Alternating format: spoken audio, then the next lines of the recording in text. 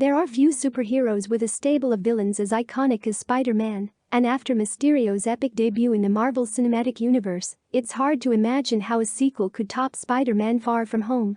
But director Jon Watts already has a good idea of who he wants to see if he gets the chance to make another movie in the franchise.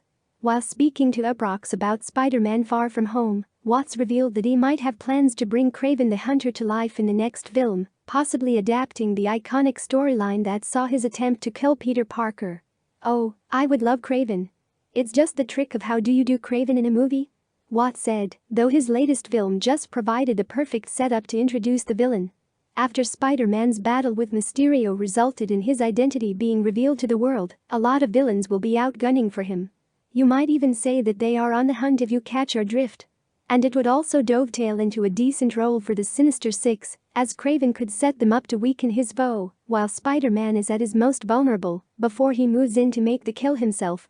Of course, there are other major Spider-Man villains that could be introduced in the next film, especially a couple of major characters who have yet to debut in the Marvel Cinematic Universe.